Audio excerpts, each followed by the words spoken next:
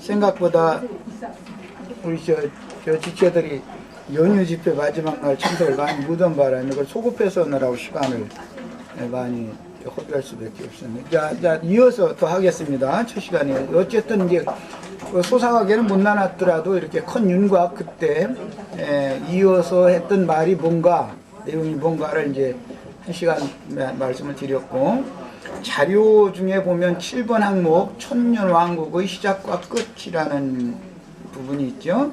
거기 이제 내가 이걸 잘못해 놓은 게 있어서 고치셔야 되겠어요. 짐승들은 무적행에 갇히고 그랬는데 그게 아니고 잘못해 놨어요. 내가 짐승들은 산채로 유황불못에 던져지고, 이것은 이제 천년왕국의 시작을 위해서 그러는 거예요. 교회 시대의 끝에 짐승들이라고 하면 이제 인을 칠 때 추수꾼이라고 그러는데 짐승들이라고 그랬어요.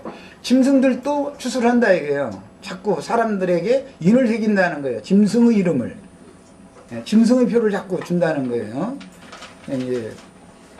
그리고 주께서 보내신 증인들도 하나님의 이름과 주님의 새 이름, 새 예루살렘의 이름을 사람들을 얻어서 또 인을 치는 거예요. 이게 양쪽에서 자꾸 짐승도 짐승의 단을 모을 거고, 주의 사자들도 주님의 곡식 단들을 또 이렇게 모을 거 양쪽에서 이제 거둬 지르는 거예요. 그런데 그렇게 사단의 사자로 역사하던 짐승들은 산채로 유황불못에 던져지고, 용은 잡혀서 무저갱에 갇히는 거예요. 거기는 이렇게 바꿔놓으세요. 이제 내가 잘못했어요. 짐승들이 무저갱에 갇히는 게 아니고, 짐승들은 산채로 유황불못에 던져지고, 이게 악한 자의 아들들이에요. 이게 가라지 추수꾼들이에요, 말하자면. 그 다음에 그 짐승들에게 권세를 맡겨서 그 일을 하게 했던 용은 잡혀가지고 무저갱에 갇힌다는 거예요. 그것은 이제 무저갱에 갇히고, 그 후에 이제 하나님의 아들의 왕국이 나타나는데, 이때를 세상 나라가 주와 그 그리스도의 나라가 됐다, 이렇게 표현을 했어요.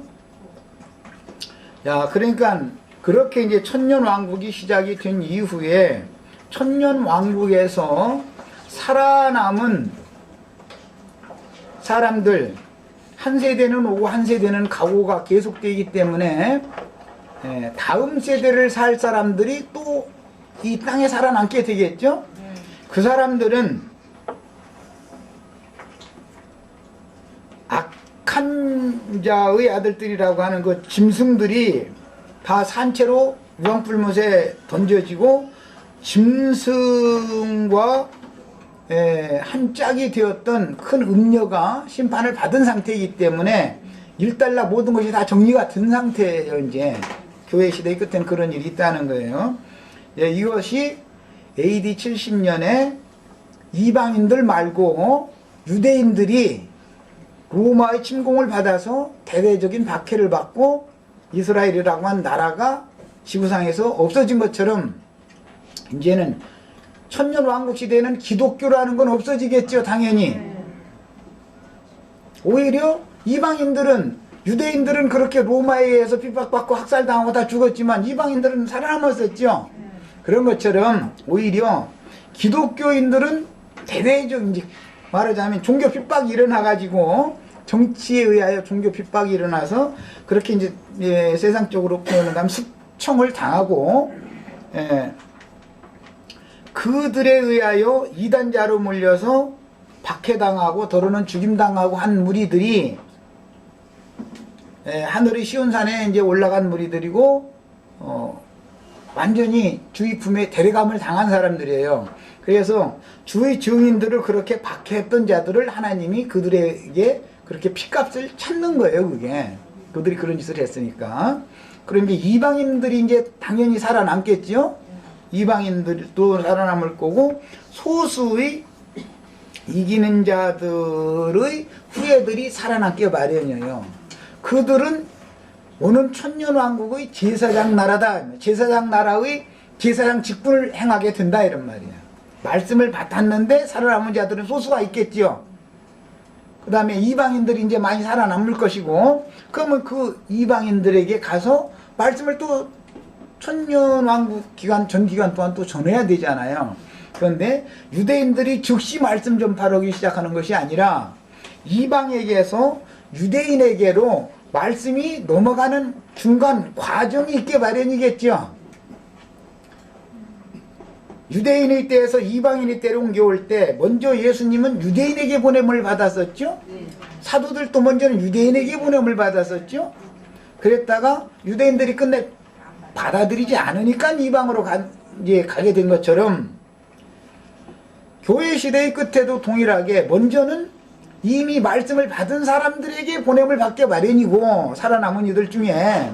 그런데 그들이 끝내 받아들이지 않으면 하나님은 그들을 심판해버리겠죠. 이제 최종적으로는 끝내 안 받아들이니까. 그리고 이제는 오히려 회복된 유대인들에게로 복음이 들어가면, 최초의 사도들은 다 혈통적으로 볼 때는 유대인들이었었죠. 점점 시간이 지나면서 이방인들에게로 말씀이 전가되게 되지요. 그래서 이방의 이제 그들 보고 후사도라고 이제 종교계에서 말할 때는 이제 그렇게 표현을 하는데, 그 앞선 선진의 사역을 이어받은 사람들은 혈통적인 유대인들이 없었고 이제 없어졌으니까 싹 이방인들이 말씀을 맡아서 이방인 때 전기간 동안 말씀을 전하게 됐던 것이죠. 이런 것처럼 과도기가 반드시 있게 마련이에요. 기독교인들에게 먼저 유예기간을 준다 이거예요. 먼저 그들에게 전하는 거예요. 왜? 하나님은 택하신 자를 그냥 막 쓸어버리는 게, 쓸어 심판하는 게 아니라 한 번 더 기회를 주는 거죠. 말하자면 언제나 이렇게 그런 방식을 통해서 혈통적인 유대인들에게 복음이 자연스럽게 전가되는 그런 과정을 당연히 거치게 마련인 거예요. 자, 그런데 이제 그 때를 짐승의 때 이제 이렇게 말하고, 그 다음에 큰 환란의 때 이렇게도 말을 하는데, 그 때는 읽어보겠습니다. 마가복음 13장 19절로 20절 빨리 찾아서 읽습니다. 성경 찾아서 읽겠습니다.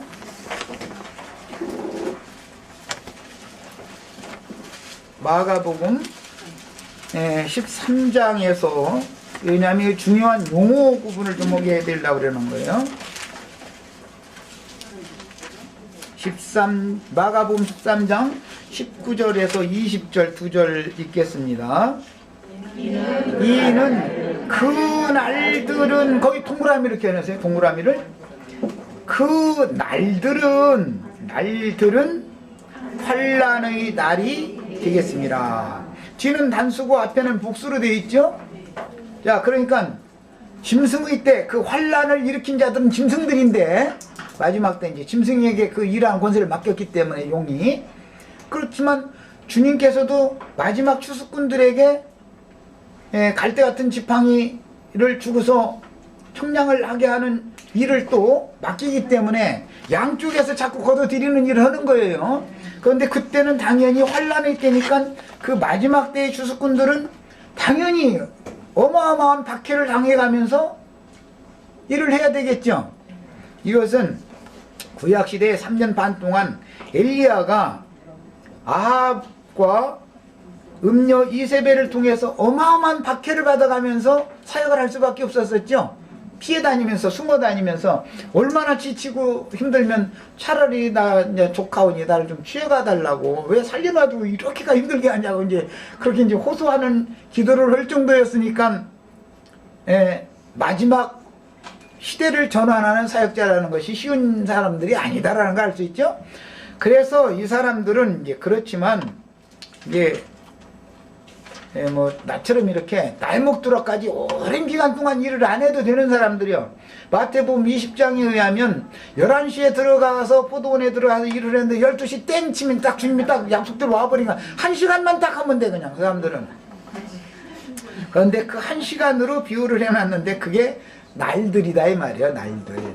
3년 뭐 흔히 말하는 후 3년 반 했었는데, 그 짐승의 때단 말이에요. 환란의 때. 그 날들을 감해 주시지 않으면 그 핍박을 누구도 견뎌내들 못하니까 그렇게 딱 정해두시고 그 핍박의 날수를 3년 반으로 딱 이렇게 제한을 딱 둔 거예요. 그러니까 이제 그런 거에 대해서 자신감을 가지셔. 만약에 내가 그때 당했다면 나는 너무 감사할 것 같아. 우리 지연이 그때 만약에 당했다 그러면은 감사하셔야 돼. 주한이. 자, 그냥 뭐 잠깐 하면 뭐 볼일 다 보는데 뭐 어차피. 예. 기왕이면 난 그렇게 하기를 바래. 나는. 근데 그 날들은 1260일이라고 되어 있어요. 예언입니다. 그러니까 날들로 되어 있는 날이죠. 인자의 날이라는 것은 어느 한 날이 아니고 날들로 되어 있는 날입니다. 그래서 이제 그 누가복음 17장에 보면 너희가 인자의 날 하루를 보고자 하되 볼 수 없을 것이다. 그게 오늘날 기독교인들이 생각하고는 것과는 너무 지금 다른 내용이죠. 성경이 말하는 거는. 예? 자, 이는 그 날들은 환란의 날이 되겠습니다. 하나님의 창조하신 창초부터 지금까지 이런 환란이 없었고 후회도 없으리라. 이 말씀은 다니엘서 12장에서 이게 인용하는 말입니다. 다니엘 12장의 그 예언 잘 아시죠? 전에도 없고 후회도 없는 큰 환란의 때라고 그랬고, 예수님이 성령을 통해서 계시록 3장 12절에서 말씀하실 때는 이 짐승의 때, 이 환란의 때를 면하게 해주는 사람들 얘기가 나오죠. 너희가 나의 말을 지켰은즉 나도 너를 지켜서 이 환란의 때를 면하게 해주겠다. 예, 기왕이면 다 그렇게 되시기를 바라지만 그때 막차를 타가지고 딱 당했어도 두려워할 것은 없어. 감사하셔야 돼. 왜 1시간만 딱 일을 하면 끝나니까. 난 3년 반 동안 바퀴가 있어서 3년 반 동안 딱 너 하고 끝내라. 그럼 난 그거 택할래. 기왕이면.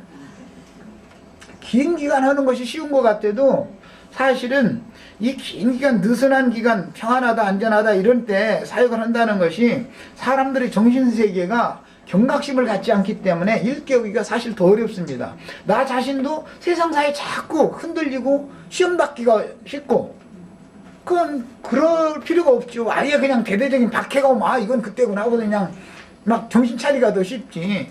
나는 그럴 것 같아. 이제 만일 주께서 그 날들을 감하지 아니하셨다면 모든 육체가 구원을 얻지 못할 것이오늘 자기의 택한 백성을 위하여 그 날들을 이제 감하셨다. 이렇게 표현을 했어요. 그런데 그때는 시험을 할 때 거짓 선지자들이 사방에 많이 일어나가지고 그리스도가 여기 나타났다 여기 나타났다 그런다는 거예요. 자, 이 말이 왜 나오느냐. 우리 주님은 주께서 보내신 추수꾼들을 통해서 나팔을 불게 하시고 그 나팔 소리와 함께 임하시는 것이지, 어떤 유명한 한 사람을 통해서 어디에 뿅 나타나는 일은 절대 없습니다. 그렇죠? 이것을 꼭 믿으셔야 돼. 이것이 안 믿어지기 때문에 사람들이 어디에 누가 뭐 한다더라 하면은 막 그냥 재산까지 바치라고 그러면 이제 주인날이 곧 왔는데 재산 이거 싸놓으려고 그러냐고 그런 소리 해서 하면은 집 팔아다 땅 팔아다 다 갖다 넣고 이제 그래서 왔는데, 그런 어리석은 짓 절대 하시지 말고 지금 사는 대로 열심히 살으셔. 열심히. 뭐 누가 그랬다든가 뭐 내일 뭐 지구 종말이 온다 할지라도 뭐 사과나 한 그루 심는다 했다나 뭐 꼭 그렇게 하셔. 농사철 되면 밭 깔고 씨 뿌리고 다 하시고, 만약에 겨울 되면 뭐 다행이거니만, 그러나 일할 수 없는 때에 그때가 되면 안 되지요. 사실은 일을 할 수 있는 때 일하는 것을 인자 올 때 그렇게 수고해서 일하는 것을 보면 그 복이 있으리라 그랬으니까 가만히 일 다 추수일 다 끝나가지고 할 일이 없는 때 만약에 그때 당하면 안 되죠. 어쨌든 성실하게 충성되게 일을 하다가 주님을 만나야 되겠어요. 인생의 삶도 그렇게 열심히 사는 거예요. 평상시 사는 대로 사는데 복음을 위해서 살면 되는 거죠. 야, 그러니까 이상한 생각들을 버리셔야 돼요. 어디에 어떤 유명한 어떤 사람이 나타났다고 해가지고 그 휘둘리고 다니면 안 된단 말이에요. 주의 성령은 말씀이시기 때문에 말씀을 나에게 보내셨고, 각자 말이에요. 나에게 보내셨고 나를 또 보내신다. 그게 다 성령께서 하시는 일이다. 그럼 결국은 주님이 오시면 나를 통해서 이루어져야지. 이제 결론적으로는 어디 그리스도가 있다 해서 그 사람을 통해서 그리스도의 오심이 이루어진다면 이것은 전방 거짓말이에요. 각자 나 자신을 통해서 주님이 오셔야 돼. 주님이 나타나셔야 되고. 예. 이것이 성령이 하시는 일이에요. 그러니까 어디에 무슨 유명한 막 설교 잘하는 사람이 나타났다 그러면 그게 막 무슨 그리스도가 나타났나 해서 거기 우르르 몰려가고 또 한참 지나서 그거 가보니까 또 그거 아니더만 또 돌아서고 이러고 다니다 보면 계속 헤매고 다녀. 계속 그냥 가만히 있으셔도 주의 성령께서 오셔서 나와 함께 하시고 있으면 나를 통해서 주님의 오심이 이루어져야 돼. 그 다음에 나를 통해서 나타나야 되니까 나도 나가서 복음을 전해서 사람을 얻어야 된단 말이야. 그리스도가 나에게 임하셨고 지금 이런 말을 통해서 나타나고 있는 중이지요. 뭐 형제 자매님들에게 또 임할 거 아니겠어요. 자, 이것이 주님의 오심이라 이런 말이에요. 그러니까 어떤 유명하다 하는 어떤 사람을 따르는 생각을 딱 버리셔. 네. 자, 그 다음에 이방에 미혹하는 영이 이제 잠시 노연하게 되고 천년왕국이 끝나면 그 말이에요. 무저갱에 갇혀 있다가 그 용이 잠시 풀려난다는 거예요. 미혹하는 영이 노연하게 되고 이제 천년왕국 끝에는 아브라함의 자손, 하늘에 속한 자손들인 하늘의 별들과 땅에 속한 자손들인 바다의 모래가 분별이 딱 되는 거예요. 마지막으로 최후로 이제 이것은 전부 백성들을 말하는 겁니다. 천년왕국 기간 동안은 왕이 산출되지 않습니다. 왕 같은 제사장이 산출되지 않아요. 그럼 왜 그러는 것 같아요? 용이 잡혀서 무저갱에 갇혀서 활동을 하지 않으니까 천년왕국 동안 사는 것은 너무 평안하고 너무 좋은 세상이 오는 것이죠. 뭐 가만히 앉아서 손가락만 뭐 마우스만 까딱하면 모든 것이 다 되는 세상이 오는 거예요. 이제 완전히 말하자면 이제 그런 세상에서 사는 사람들이 뭐 그냥 뭐 박해받아 쌓고 핍박받아 쌓고 그러고 그때는 모든 것이 다 발전해가지고 그러겠죠. 당연히 먹고 사는 거 문제 때문에 걱정할 필요도 없는 세상이 오는 거예요. 말하자면 참 그야말로 지상천국이 오는 거예요. 1000년 동안. 인류 문명은 그보다 더 발전할 수는 없는 거죠. 이제 당연히 그러니까 맨 생각한다는 것이 어떻게 하면 하루나 더 사나 그래가지고 어떻게 하면 1000살 먹을까지 이것만 연구를 하니까 생명공학이 획기적으로 생명 연장 기술이 늘어나겠죠. 발전하겠죠. 당연히. 그럼 뭐 뻔한 일이죠. 그러니까 1000년 동안 사는 시대가 오는 거예요. 창세 시대가 오는 거잖아요. 그게 이제 천년왕국이라고 그래요. 자, 그런데 그 천년왕국이 끝나고 나면 하늘의 별들과 바다의 모래들을 딱 분리시키고 나서 이제 하늘의 별들의 충만한 수를 얻고 나면 아들이 그 나라를 아버지께 바치는 거예요. 그러면 이제 이것은 고린도전서 15장 22절로 28절 사이에 나오는 말씀인데 그거 찾아서 읽어보겠습니다. 아들이 주와 그 그리스도의 세상 나라가 주와 그 그리스도의 나라가 돼서 천년왕국이 땅에 천년 동안 실현이 됐다가 이제 하나님의 영세의 모든 백성들이 충만한 수가 다 채워지고 나면 아들이 그 나라를 아버지께 바치는 때가 오는 거예요. 그러면 이제 영원하신 하나님의 나라가 이제 완성되는 것이죠. 천년왕국 끝에 가서는 15장 22절로 28절 사이를 읽겠습니다.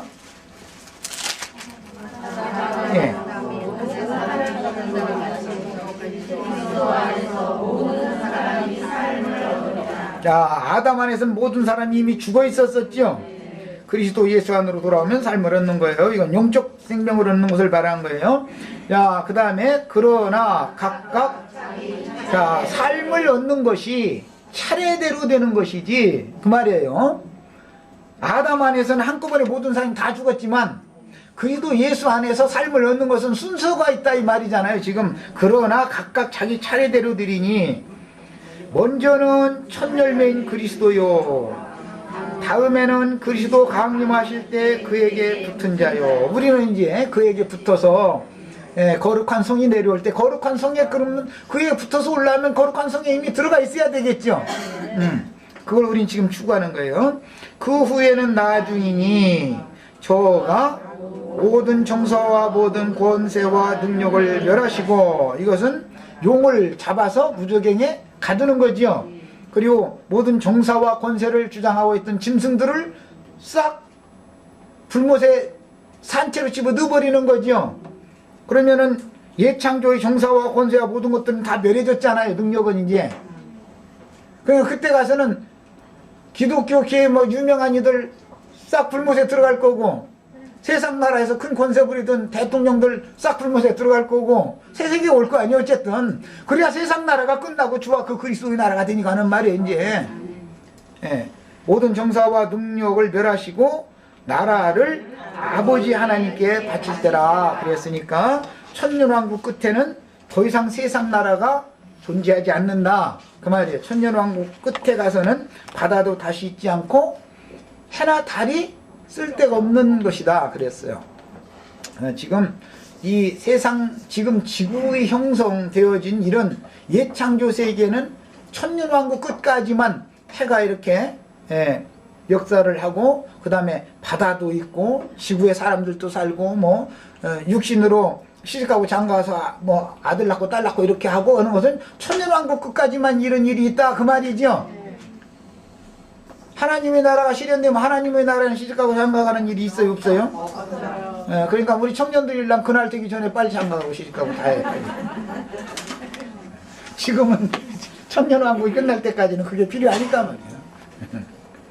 그렇게들 다 하셔도 좋은 짝들 만나서 좋은 가정들 다 꾸리고 그렇게 하시길 바래요. 모든 건 다 주님의 손에 있는 거예요.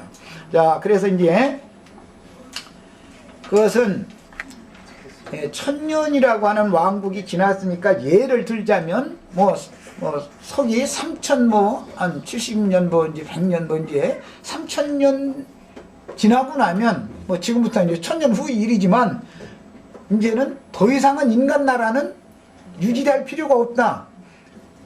왕 같은 제사장의 충만한 수를 얻었고 그들이 다스릴 만국 백성들의 충만한 수를 다 얻었으니까 인간 나라를 죄를 밥 먹듯 하고 죄에게 쉽게 시험당하고 하는 육체를 입은 인간 나라를 계속할 필요는 없는 거죠. 하나님의 영원한 뜻이 실현된 거니까. 자, 이제 이렇게 이제 거기까지 천년왕국 끝까지 마무리를 합니다. 자, 이방인의 때를 위하여 보내실 사자로 베드로와 바울이 쓰임을 받았었습니다. 베드로는 유대인에게도 이방인에게도 천국문을 여는 열쇠를 가지고 문을 연 사람이었었죠. 성령이 임한 후에 마띠아를 포함하는 11사도와 베드로가 예루살렘의 절기를 지키러 모인 수십만의 군중 앞에서 오순절, 흔히 말하는 오순절 설교를 통해서 그 유예 기간 동안에 예수를 죽인 자들에게 너희가 몰라서 너희를 찾아온 메시아를 너희 손으로 죽였지만 이제 성령이 새로운 문을 열어주는 새 시대가 왔으니까 이제라도 돌이켜서 죄사함을 받고 예수 그리스도 이름으로 침례를 받고 죄사함을 받으면 죄들의 사면을 받으면 너희를 위하여 예비하신 그리스도 예수를 또 보내주신다. 이제 이 얘기가 이제 베드로 입에서 유대인들에게 먼저 나온 거예요. 그래가지고 그 후로 36년이 지난 다음에 끝내 배척한 유대인들이 이제 끝나게 된 것이죠. 그 유예 기간이라고 하는 것이 36년이었었던 것을 알 수가 있어요. 성령이 오신 다음에 36년 지난 다음에 AD 70년에 유대인들이 이제 심판을 받았으니까 자 이렇게 됐어요. 그리고 이방인 때가 이제 시작이 됐습니다. 그런데 베드로는 고넬료의 집에 가서 이방 백부장 고넬료의 집에 가서도 복음을 맨 먼저 베드로가 전했죠. 베드로는 그게 사명이다 이거예요. 요한복음 21장 말미에 보면은 요한은 주님이 다시 오실 때 살아남겨질지라도 너 요한에 대해서 관심 갖지 말고 너는 내가 지금 가는 이 길로 넌 날 따라와라. 이렇게 해서 베드로는 사역의 시작의 문을 여는 사람이었고 예수님의 제자들 중에 요한은 계시록 주님의 사역의 마무리를 하는 사람이었죠. 자, 이게 이제 상징이에요. 그러니까 우리는 지금 베드로는 될 수 없지만 다 요한이 될 수가 있겠죠. 이렇게 이제 이해를 하시면 되겠어요. 자, 그러니까 이방인의 때를 위하여 보내실 자로 베드로와 바울이 쓰임받았고, 교회 시대의 전기간 동안 포도원의 품꾼들이 그 사역을 반복하여 이방의 충만한 수를 채웠으며, 요한으로 이건 상징입니다. 주의 두 증인들이 베드로로 상징되었던 것은 베드로와 바울이 두 증인이었죠. 유대인에게 보낸 사도, 이방인에게 보낸 사도 였던 것처럼 이제 그 두 증인들을 이렇게 쓰신 거예요. 요한이라는 한 사람이지만 요한 계시록 10장에 보면 요한이 힘센 천사가 주는 작은 책을 받아 먹었지만 11장으로 넘어가면 두 증인이 되어버리죠. 자, 그런 것은 요한이라는 사람의 표적이 인물인 것이지, 요한 한 사람이 두 증인이 된다라는 있을 수 없는 말이잖아요. 이런 것 같은 거예요. 그것은 요한의 입으로 증거되는 말을 듣고 깨달은 사람들이 또 나가서 이제 복음을 전하는 것에 대한 상징이 되겠죠. 자, 그래서 주의 증인들이 짐승의 때인 마지막 추수 때 1시간 동안에 이한 낫을 휘둘러서 사역을 마무리를 합니다. 계시록 14장 14절로 20절 사이에 보면 추수가 두 방면이 있습니다. 한 방면은 땅에 곡식이 익었으니까 네 낫을 휘둘러서 곡식을 거둬라 그랬고, 또 한 방면은 땅에 포도가 다 익었으니까 포도송이를 거둬라 이렇게 되어 있죠. 곡식을 거두는 것은 이방인의 때의 전 기간을 마무리하는 추수, 온전케 된 의인의 영들을 거둬들이는 것을 말하지만, 포도송이를 거두는 건 기독교계에 속한 사람들을 거두는 걸 말하는 거예요. 그 포도송이를 거둬가지고 어디다 넣는다 그랬어요? 포도주 틀에다가 넣고 밟는다 이렇게 됐죠? 계시록 14장 지금 읽어보세요. 지금 빨리 펴서도 보세요. 포도송이는 걷어내가지고 포도주 틀에다가 넣고 밟는다. 그런데 그 피가 말 둘레까지 올라온 그게 높은 높이의 말 바퀴, 마차의 바퀴 높이만큼의 피의 강수가 12,000 스타디움까지 흘러간다. 그러니까 많은 사람이 그렇게 대대적인 종교 핍박을 받아서 큰 음녀가 다 그렇게 큰 음녀에 속한 기독교인들이 그렇게 형벌을 받는다, 죽임당한다 그 말이에요. 이제 이것을 최종 추수라고 그럽니다. 이제 포도주 틀에 던져 넣어서 포도주 틀을 밟는 것은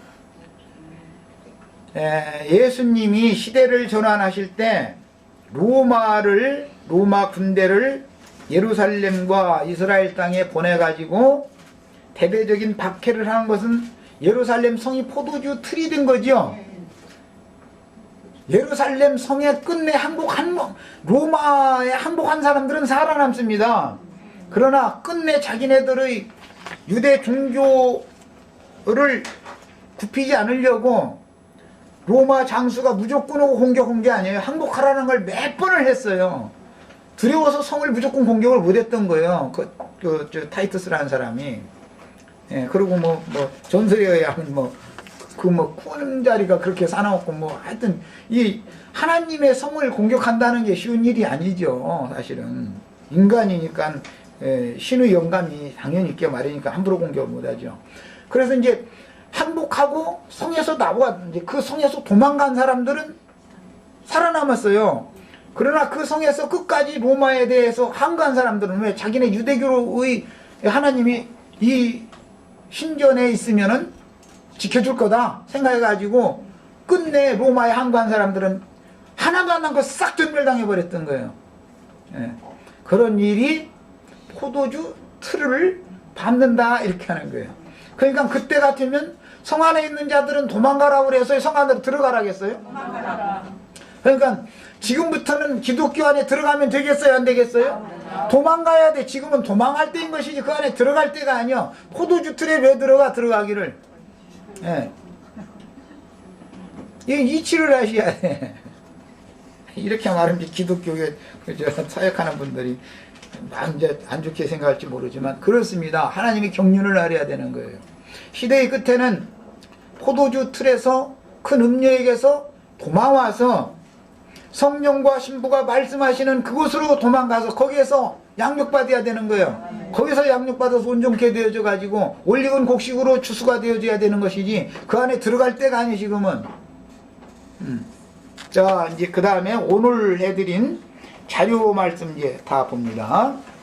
우선 이거 이제 시간이 촉박하니까 한번 쭉 그냥 읽겠습니다. 읽고 마치는 수밖에 없네. 그리고 각자 이렇게 자세히 집에 가서 이 인용한 성경 구절 다 찾아 읽기 바랍니다. 자, 사후 세계인 천상의 왕국과 현실 세계인 지상의 왕국에 대하여. 주님의 왕국이라는 것은 이 땅에서는 교회죠. 율법과 선지자의 때가 끝나기 전에는 육신적인 이스라엘 나라가 주님의 하나님의 나라였죠. 거기가 나머지 사람들은 이방 나라 사람들이었었고, 자, 이것이 이제 영적으로 적용된 교회 시대에는 교회가 주님의 나라고, 나머지는 이방 나라죠. 열방 나라죠. 자, 그런데 교회 시대에는 지상 왕국이지만 교회 중에서 자기 세대의 구원을 이루어서 주의 품에 데려감을 당하면 사후 세계로 들어가니까 그 사람들은 이 육신의 장막을 벗었으니까 천상의 왕국으로 가는 것이죠. 그래서 믿는 성도들이 죽으면 하나님께로 갔다, 소천했다라고 그러죠. 하늘의 부름을 받았다. 소천이라는 말이 무슨 뜻이에요? 하나님의 부름을 받았다 그 말이잖아요. 그렇게 된다 이거요. 야, 그러면 이제 지금 우리는 지상의 왕국에 속해 있는 사람들이죠. 우리가 이제 각자 자기의 세상 끝날을 맞으면 천상세계의 왕국으로 다 들어가겠죠. 자, 그런 뜻이에요. 자, 1번부터 읽어나가겠습니다. 여기 자료에 해드린 건 꼭 낱낱이 다 찾아 읽으셔야 되겠어요. 구약의 성도들과 사후세계. 구약 성도들과 사후세계가 있습니다. 구약 성도들도 자기 생전에, 살아생전에 하나님을 섬기다가 죽으면 하나님을 안 섬기느냐? 그건 아니죠. 사후에도 살아생전에 섬기던 그 하나님께로 가는 거죠. 신약 성도들도 마찬가지죠. 구약의 성도들은 여호와를 섬겼으니까 여호와께로 가는 거예요. 사후세계에. 아버지라고 그래. 아버지께로 가는 거예요. 누구까지? 예수님까지는 말이에요. 예수님까지는 아버지께로 가는 거예요. 예수님과 함께 못 박힌 우편 강도도 예수와 함께 구약시대를 최종 마무리를 마지막으로 아브라함의 품으로 가는 거지요. 낙원. 음부의 낙원으로 가는 거예요. 예수님까지. 예수님이 부활한 이후로는 음부로 안 가요. 이제 우리 형제자매님들은 예수 안에 이미 예수가 하늘아버지 함께 계시니까 예수 안에 들은 사람들은 음부에 갈 필요 없어요. 그럼에도 불구하고 어떤 사람들은 음부로 가는 것을 그렇게 좋아해요. 그 사람들은 그 사람들의 믿음대로 된단 말이야. 믿음대로 되는 거니까 이미 이 생존 세상에서 하늘에 앉혀지고 하늘에 기록한 장자들이 종의교회 생활을 하던 사람은 그 믿음대로 그렇게 되는 것이고, 땅의 교회 생활을 하다가 땅속으로 들어가는 걸 추구하던 사람은 당연히 그 믿음대로 또 되는 거예요. 언제 동안, 1000년 동안 말이에요. 그렇게 되는 거예요. 이게 비밀이에요. 이게 아주 비밀입니다. 그래서 구약의 성도들과 사후세계, 무덤이라는 건 음부라고 그래요. 구약 성경에서는 시올이라고 그랬는데 신약에서는 그 하데스라는 용어를 사용합니다. 가서 아브라함의 품에서 위로를 받으며 그리스도의 부활을 고대하다가, 그리스도께서 메시아가 온다라는 걸 기다렸다라는 건 뭘 말하느냐? 메시아가 와서 세상을 심판하고 다시는 죽음이 없는 영원한 새 생명의 세계로 자신들의 믿음대로 자신들을 위하여 예비한 한 성으로 데리고 가주실 것을 고대하는 것이 구약의 아브라함의 믿음의 자취를 쫓던 선진들의 믿음이죠. 히브리서 11장. 그 믿음은 뭘 말하는 거예요? 그리스도 메시아가 오셔서 죽음의 세력을 정복해버리고 영원한 무궁한 생명의 능력으로 부활되어져서 생명이신 하나님께로 올라가는 그럴 때 자기들이 같이 갈 것을 고대했단 말이에요. 구약에 믿는 성도들은. 그런데 그렇게 믿은 사람들은 수가 너무너무 적고, 이제 중요한 건 이거예요. 대부분이 많은 사람들은 그냥 죽으면 그냥 무덤에 들어간다. 이렇게 믿었다 이거예요. 이 생에서는 믿었지만 그야말로 오늘날로 말하면 죽어봐야 알지 신앙인 거예요. 이제 분명히 메시아의 때가 오면 자신들은 음부에 버려둠을 당하지 않고 자신들은 육체로는 썩음을 당하지만 자신들의 영혼은 주와 함께 온전케 된 의인의 영들을 위하여 예비된 거룩한 성에 들어갈 것을 믿었단 말이야. 그들의 수는 너무너무 수가 적은 거예요. 이제 문제는 이거예요.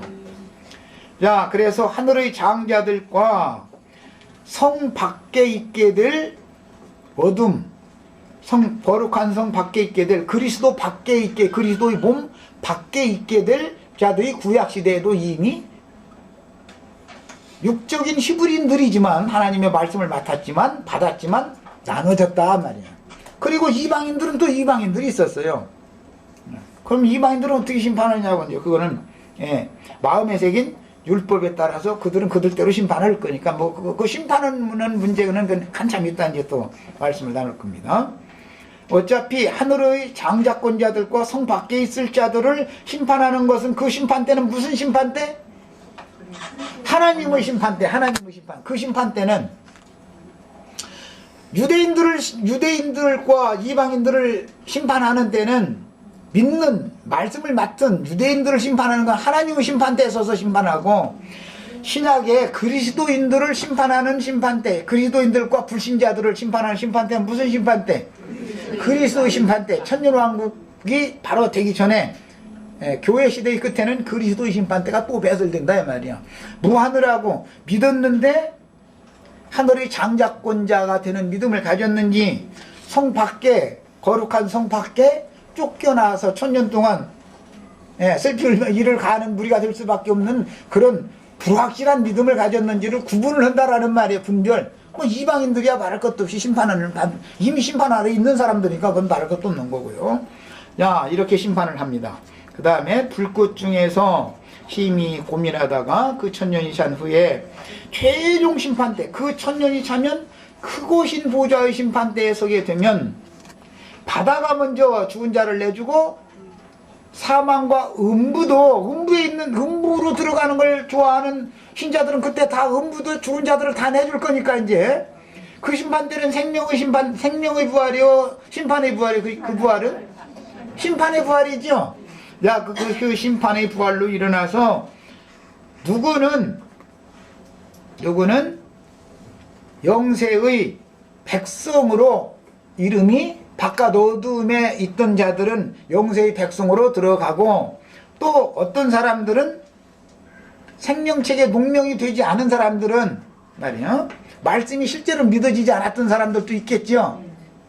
그런 사람들은 꺼지지 않는 이제는 영원한 불못에 넣는다 이렇게 됐어요. 그건 최종 심판이에요. 이제 그것이 마귀의 즉 뱀배 속에 들어가는 걸 이제 상징을 해놨지만 그것은 마귀의 왕국이다 이거예요. 그거는 보고 이제 흔히 지옥 심판이다만 이런 말하지만 마귀와 그 사자들을 위하여 예비한 영영한 불에 들어가는 심판이 최종 심판이에요. 자, 그러니까 알고 보면 생존 세상에서 그가 어떠한 말씀을 어떻게 깨닫고 어떻게 믿었느냐에 따라 그 믿음대로 되는 것이죠. 이 생에서 가진 그 믿음이 그대로 사후세계로 연장된다 이 말이야. 이 생에서는 음부로 들어가는 믿음을 가졌거나 이 생에서는 지옥으로 들어가는 믿음을 가졌는데 죽은 다음에는 갑자기 천당이라는 데로 뿅 올라가고 이런 일은 절대 없다 이 말이야. 생존 세계에서 그가 얻고 이룬 구원, 그의 믿음대로, 이것은 이제 사후세계라는 건 정신세계를 말하는 거니까 영의 세계니까 육의 세계가 아니죠 이거는요. 그래서 예수 그리스도의 정신세계로 들어간단 말이에요. 이제 극락세계다 그러는데 거기로 들어가는 거예요. 그의 믿음이 어떠냐에 따라 살아생전의 믿음대로 되는 거예요. 살아생전에. 자, 두 번째 항목으로 갑니다. 아브라함이 예비한 무덤에 장사된 구약의 선진들은 아브라함이 예비한 무덤이 있고 야곱이 예비한 무덤이 있죠. 아브라함이 예비한 무덤은 금으로 사요, 은으로 사요? 고대 통용되는 은 400세겔을 주고 사지요. 야곱이 예비하는 무덤은 은으로 사요, 금으로 사요? 금으로 샀다고 했는데 그거 안 읽어보셨는가 봐. 오늘랑 그거는 읽어봐야 쓰겠네 그러면. 야, 요 내용을 우선 읽고 하겠습니다. 아브라함이 예비한 무덤에 장사된 구약의 선진들은 누가복음 16장 19절로 31절과 누가복음 23장 43절, 16장에서는 부자와 나사로의 비유가 나왔고 23장 43절에서는 예수님께 주여 당신이 나라에 임하실 때 나를 기억하소서 했던 사람 보고 네가 오늘 나와 함께 낙원에 있으리라 약속이지요. 자, 그게 유대인의 모양으로 유대인의 율법 아래 나서 율법의 마침이 되러 오셨던 예수님이 그날 어디에 갔어요? 음부인하고 아버지 아브라함의 품으로 갔지요. 예수님이 아브라함의 품으로 가면 유대인 때는 이제 끝난 거예요. 예수님이 부활하면은 이제는 완전한 새 시대가 오는 거죠. 예. 그러니까 그때까지는 아브라함으로 가서 왜 아브라함이 예비한 무덤에 장사되는 사람들로 상징이 됐다 이거예요.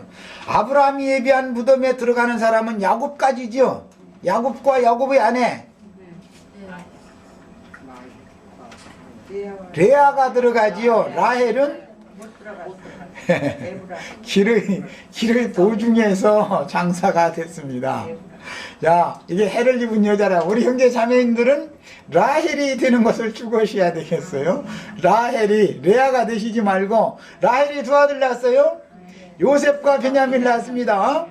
요셉은 육신으로 오신 예수님을 상징하는 거예요. 요셉이 죽으면 어디로 들어가요? 요셉이 애굽에서 죽었죠. 아브라함의 예비한 장지로 들어가요. 야곱이 예비한 장지로 들어가요.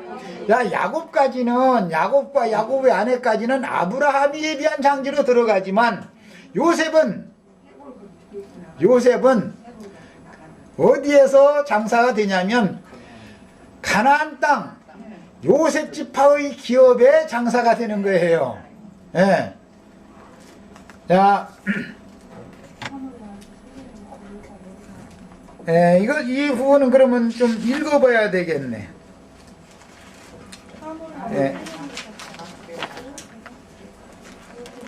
여호수아서 24장 마지막 부분을 읽겠습니다.